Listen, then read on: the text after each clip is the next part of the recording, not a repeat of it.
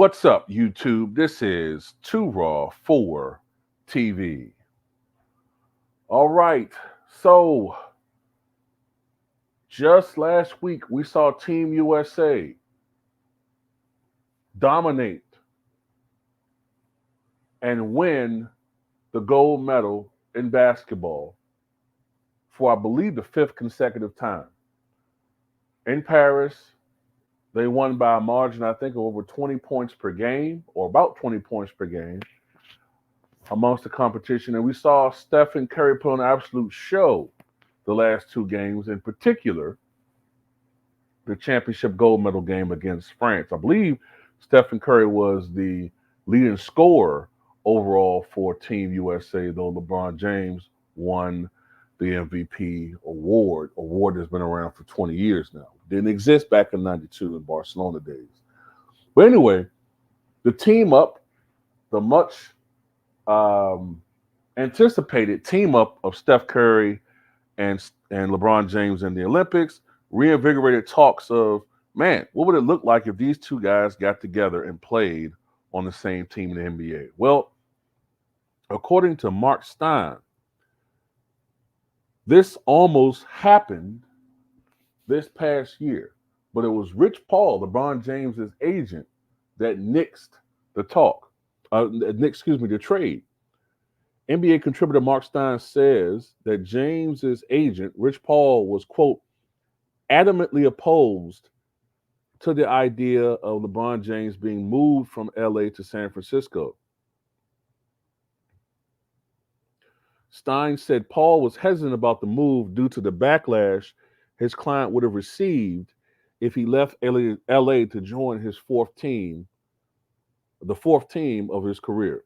Quote, Stein wrote, quote, sources say Paul implored both teams to scrap the concept, despite some owner-to-owner dialogue between the Warriors' Joe Lacob and the Lakers' Jenny Buss and Draymond Green's determination to lobby James to push for relocation to the Bay Area, largely because he wanted to insulate James from potential backlash over switching teams for the fourth time in his career.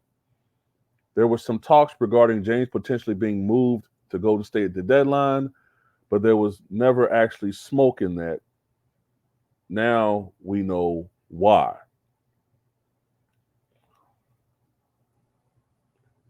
So that confirms a lot of things to me. That Rich Paul and LeBron James pay attention to what we say out here. And they know what his detractors say about him. That he, although he is a four-time NBA champion, these championships did not come until LeBron James became more and more preoccupied with surrounding himself with top-tier premier talent. Okay, whether you're talking about Dwayne Wade, whether you're talking about Paul George, whether you're talking about Kyrie Irving or Kevin Love, or whether you're talking about, Anthony Davis, who he continues to play with, Russell Westbrook, or whether you're talking about Rajon Rondo, Carmelo Anthony, although he was in the latter stages of his career, and not to mention the fact that every year it's always a perennial talk about him potentially playing with Giannis, or potentially playing with Kawhi Leonard, or potentially playing with Trae Young, or playing with, this guy, that guy, Steph Curry. But see, it's the thing. They know the politics of it all. They want him to play with great players. But the problem is, or the trick is, they want him to come to LA, so the talk would be, oh, he came to help to join LeBron in LA. He came over to play with him. Because they know the criticism has been, oh, he went to Wade in Miami. Even though they try to do all of these changes, they do all of this going back in time, Infinity Stones, reset history, like we don't know what the hell happened. We know the facts is that he couldn't get it cut. He couldn't get it done in Cleveland. Unlike Wade, who won a championship in 3 years in Miami, his first 3 years. So he went to Miami to win titles. He went back home to Cleveland once that team started aging out a little bit in Miami. So they don't want, and they don't want him to do that again because they know we're going to flame him. Because if he was to run from LA, where he promised to rebuild a dynasty or to bring that franchise back to glory, if he would have left after just the bubble title and multiple poor seasons where you either get bounced in the first round or don't make the playoffs, then that's going to affect his legacy. They know about the talks we have. They know.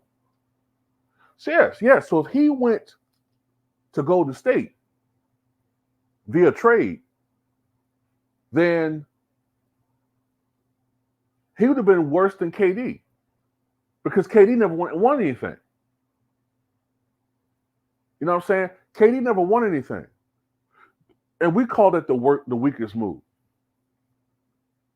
Steph Curry's already won a championship without KD.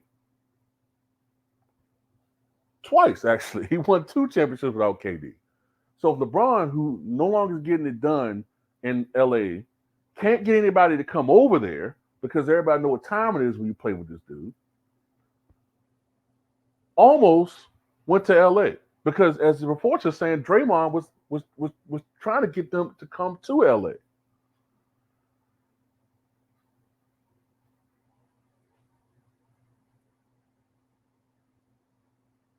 And with the departure of Clay, maybe LeBron could have signed a 1-year deal now if he had came via trade. I don't know.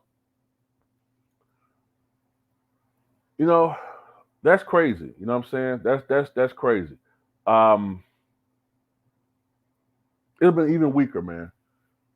Because at that point, LeBron had just been ring chasing. Absolutely just ring chasing. And I don't want to hear. We wouldn't want to hear, well, he's older because you guys talk about him like he's still in his prime. On the one hand, LeBron's 39 years old and he's still a top 5 player in the league. But then when it comes to criticism, we respect you. He's 39, 40 years old. See, you know what I'm saying? That's the games they play. But to be honest with you, I don't think it will work.